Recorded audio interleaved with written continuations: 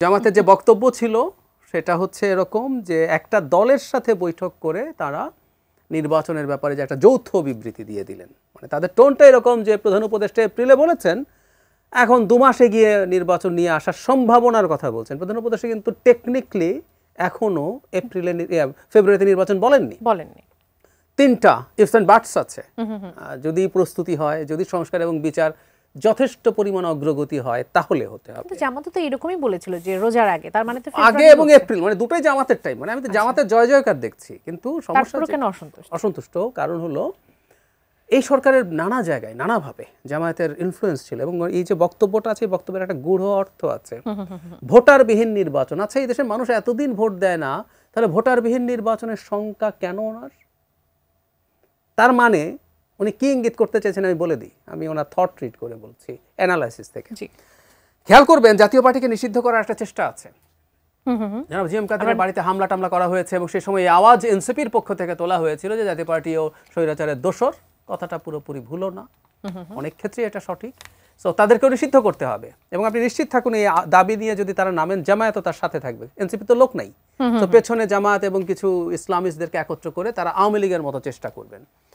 যদি জাতীয় পার্টিকে নিষিদ্ধ করে দেয়া যায় তাহলে জামায়াত আর এনসিপি যদি এবার বলে আমাদের এটা এটা এটা এটা হয় নাই, আমরা নির্বাচনে যাব না, তখন মাঠে শুধু বিএনপি এবং তার সাথে যুগপৎ আন্দোলন বা এখনো জোট হয়নি যারা তার সাথে আসলে থাকতে চায় তারাই থাকবে। ফলে তারা এই স্বপ্ন দেখছেন এই দিকে যদি নির্বাচন এগিয়ে যায় তো এটা তো আনকনটেস্টেড একটা কম্পিটিশন। আমার একটু ফিসফিস করে বলে ফেলাও যায় জামায়াত থাকলেও কি কন্টেস্টেড ইলেকশন হবে? জামায়াত সিট পাবে কয়টা? মানে কিছু হচ্ছে মানে ওনাদের এখন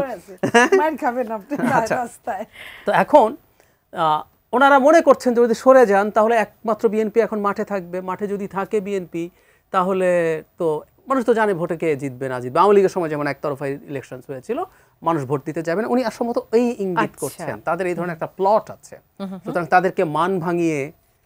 এবং উনি বলেছেন না প্রথম দিন যে গেলেন, অভিমান করে গেলেন না ঐক্যমত্য কমিশনের মিটিংয়ে, মানে খেয়াল করেন একটা দলের সৌজন্যবোধের কত অভাব। কালার এক্সপার্ট, জর্জ স্যাপ এবং মাইল্ড অন হ্যান্ডস টেকনোলজি সমৃদ্ধ অরিক্স ক্রিস্টাল ওয়াশ আপনার লন্ড্রি এক্সপার্ট। প্রধান উপদেষ্টা তাদেরকে ফোন করেছেন, ঠিক আছে, এটা পার্সোনালি ফোন করে কিন্তু আপনি ডাকতেই পারেন। উনি পাবলিকলি এটা বলছেন, মানে ওনার খারাপ লাগছে যে আমি কেন চলে আসলাম, আমি এত বড় দল, আমাকে প্রধান উপদেষ্টা ফোন করেছেন, আমার মান ভাঙিয়েছেন বলে আসছি। ওনারা চাইছেন ওনারা সহ বড় দল বিএনপি, উনি বিএনপিকেও কিন্তু একটা চাপ তৈরি করবেন যে বিএনপিরও তার সাথে এক ধরনের নেগোশিয়েট করতে হবে, তার কিছু চাওয়া টাওয়া আছে, ফুলফিল করলে তারপর আমি ইলেকশনে যাব। আমি ধারণা করি এটা কি ইঙ্গিত করছেন তারা। আচ্ছা আপা, রাগ ভাঙাতে কি বিএনপি তাদের সাথে কথা বলবে জামাতের সাথে? জামাত তো আসলে বিএনপিকে নিয়ে রাগ করেছে। তারা কি বলেছে যে যৌথ বিবৃতিতে তাদের প্রবলেম, দেখা করাই কিন্তু প্রবলেম নেই। তো দেখা করানো কথা কি কথা তাহার সাথে, সেটা নিয়ে তাদের প্রবলেম নাই। যৌথ বিবৃতিটা যদি না হতো তাহলে দুই দলেরই কিন্তু, আপনার মনে আছে এর আগে বিএনপি এবং অন্যান্য দলও সরকারের সঙ্গে একবার বৈঠক করেছিলেন। বিএনপির মহাসচিব বলেছিলেন বাইরে বের হয়ে, আমরা ভীষণভাবে অসন্তুষ্ট, এই শব্দটাই বলেছিলেন। পাশাপাশি সরকারের একজন উপদেষ্টা বলেছিলেন মিটিং অত্যন্ত ফ্রুটফুল হয়েছে, আমরা ভীষণভাবে সন্তুষ্ট। জি, তো এই যে সন্তুষ্ট অসন্তুষ্ট, আমি মনে করি এই দুইটার ঊর্ধ্বে, যদিও ওইখানে আমার ব্যক্তিগত কিছু সমস্যা আছে, কারণ প্রেস সচিব প্রেস কনফারেন্স করবে, সেখানে কিন্তু সে করে নাই, করেছে আরেকজন তৃতীয় ব্যক্তি, যাকে নিয়ে কিন্তু আমাদের কিছুটা সমস্যা ছিল, বাট আমরা তারপরেও ইগনোর করেছি, না দেখার ভান করেছি।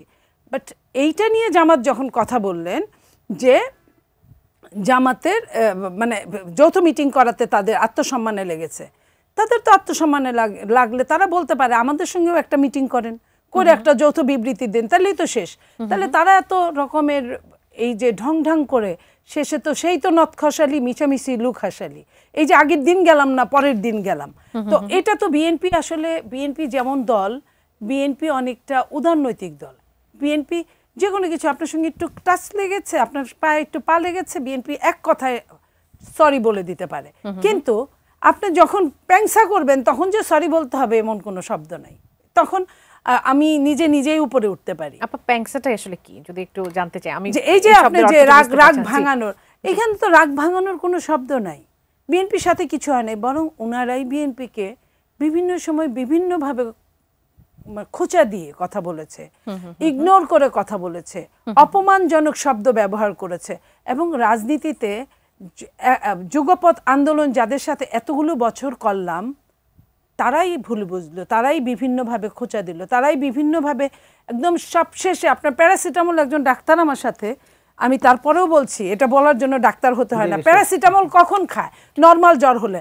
আপনি যদি নর্মাল জ্বরে অ্যান্টিবায়োটিক খাওয়ান তাহলে কিন্তু প্যারাসিটামল জিন্দিগিতেও কাজ করবে না। আমরা যেহেতু খেয়ে অভ্যস্ত, ওনারা প্রেসক্রাইব করে অভ্যস্ত। সো আমি এই জায়গায় বলছি যে ওনারা যখন নাপার দরকার, প্যারাসিটামলের দরকার, তখন তারা যদি আপনার অ্যান্টিবায়োটিকের কথা বলে, তাহলে আপনার ওই দিন কিন্তু বলার কথা ছিল না যে একটা জালিমকে বিদায় দিয়ে আরেকটা জালিমকে নিয়ে আসছি, এই কথাটা বলার দরকার ছিল না। তো আপনি পায়ে পাড়া দিয়ে ঝগড়া করতে নামছেন, আবার আপনি কি করলেন?